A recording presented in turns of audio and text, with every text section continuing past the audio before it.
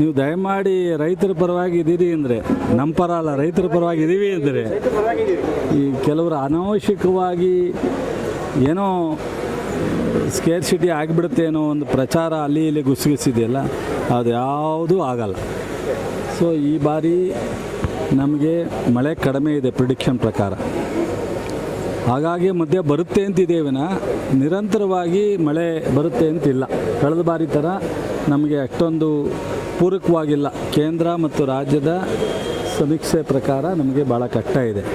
So ಆದರೆ ಬರಲ್ಲ ಅಂತಲೂ ಹೇಳಲಿಕ್ಕಾಗಲ್ಲ. ಆದರೆ ನಾವಿವತ್ತು ಬೀಜ ಇರ್ಬೋದು, ಸೊ ಪೆಸ್ಟಿಸೈಡ್ ಗೊಬ್ಬರ ಇರ್ಬೋದು ಮತ್ತು ಔಷಧಿ ಇರ್ಬೋದು, ಅಷ್ಟನ್ನು ಸಮರ್ಪಕವಾಗಿ ನಾವು ರೈತರಿಗೆ ಮುಂಗಾರಿಗೆ ಕೊಡಲಿಕ್ಕೆ ನಾವು ನಮ್ಮ ಇಲಾಖೆ ಸಿದ್ಧತೆಯನ್ನು ಮಾಡ್ಕೊಂಡಿದ್ದೀವಿ. ಯಾವುದೇ ತೊಂದರೆ ಆಗಲ್ಲ. ಆದರೆ ನಾವು ಕಳೆದ 2-3 ವರ್ಷದಿಂದನೇ ಕೆಮಿಕಲ್ನ ಕಡಿಮೆ ಉಪಯೋಗಿಸಿ ಸಾವಯವ ಮತ್ತು ನ್ಯಾಚುರಲ್ ಫಾರ್ಮ್ಗೆ ಹೋಗಿ ಅಂತ. ಅದಕ್ಕೆ ಕಾರಣ ಇವತ್ತು ಅನೇಕ ಕೃಷಿ ತಜ್ಞರು, ಕೇಂದ್ರ ಸರ್ಕಾರ, ICAR ಈ ಮಣ್ಣಿನ ಫಲವತ್ತತೆ ಕಡಿಮೆ ಆಗ್ತಾ ಇರೋದು, ಬೆಳೆಯತಕ್ಕಂಥ ಆಹಾರದಲ್ಲಿ ಆರೋಗ್ಯಕ್ಕೆ ಪರಿಣಾಮ ಬೀರ್ತಕ್ಕಂಥದ್ದು ಈ ಎಲ್ಲ ಇರೋದರಿಂದ ಕಡಿಮೆ ಉಪಯೋಗಿಸಿ ಅಂತ ನ್ಯಾನೋ ಯೂರಿಯಾ, ನ್ಯಾನೋ DAP ಇದನ್ನೆಲ್ಲ ಇಂಟ್ರೊಡ್ಯೂಸ್ ಮಾಡ್ತಾ ಇರ್ತಕ್ಕಂಥದ್ದು. ಅದು ಒಂದು ಪ್ರೋಸೆಸ್ಸು ಮೊದಲಿಂದ ಬರ್ತಾಯಿದೆ. ಈ ಸ್ಕೇರ್ಸಿಟಿ ಆಗುತ್ತೆ ಅಂತ ಅಲ್ಲ, ಅದು ಬಹುಶಃ ಅದೇನಾಗುತ್ತೆ, ತಪ್ಪು ಕಲ್ಪನೆಯಿಂದ ನೀವು ವಾರ್ ನಡೀತಾ ಇದೆ, ಕೇಂದ್ರ ಸರ್ಕಾರ ಕೊಡ್ತಾ ಇಲ್ಲ, ಅಲ್ಲಿಂದ ರಾ ಮೆಟೀರಿಯಲ್ ಸಪ್ಲೈ ಆಗ್ತಾ ಇಲ್ಲ, ಪ್ರೊಡಕ್ಷನ್ ಕಡಿಮೆ ಇದೆ, ಅದಕ್ಕೆ ಇವ್ರು ಇದು ಹೇಳ್ತಾರೆ.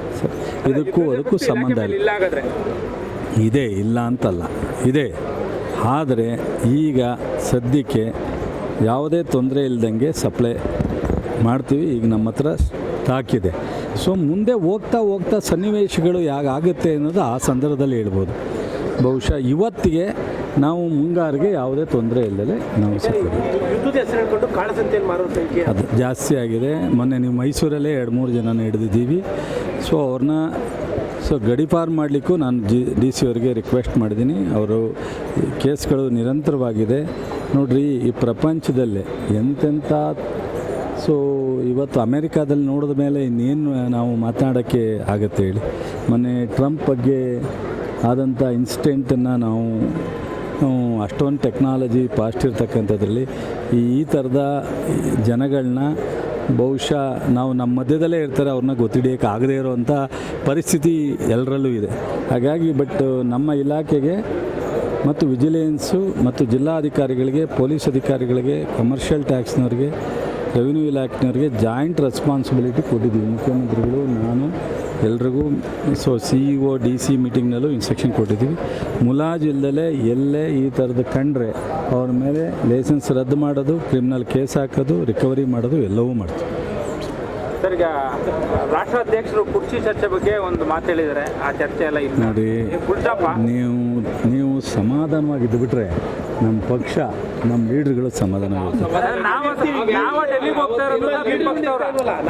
ಒಂದು ನಿಮಿಷ ನಾನು ಹೇಳ್ತೀನಿ, ಬೇಜಾರು ಮಾಡ್ಕೋಬೇಡಿ.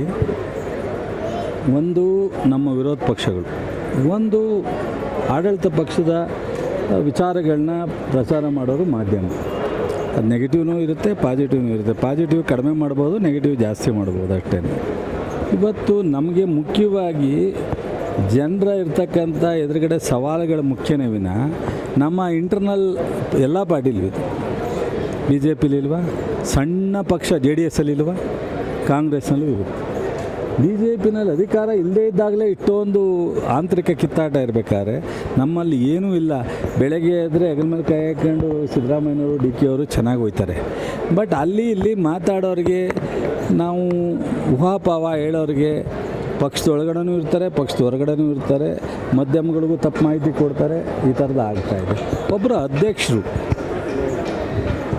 ನಾನು ನಾಳೆ CM ಚೇಂಜ್ ಮಾಡ್ತೀನಿ ಅಂದರೆ ನಾಳೆ 10 ಗಂಟೆಗೆ ಮೀಟಿಂಗ್ ಕರಿಬೇಕು. ಅವರು ಇಲ್ಲಿಂದ ಡೆಲ್ಲಿಗೆ ಹೋದ ತಕ್ಷಣ ಮೀಟಿಂಗ್ ಕರೆದು ಅವ್ರಿಗೆ ಏನೋ ಸೂಚನೆ ಕೊಡಬೇಕು. ಅದ್ರ ವಿಚಾರ ಹೈಕಮಾಂಡ್ ಅಂತಂದ್ರೇನು? ಪಕ್ಷದ ಅಧ್ಯಕ್ಷರು ರಾಹುಲ್ ಗಾಂಧಿಯವರು, ಸೋನಿಯಾ ಗಾಂಧಿ.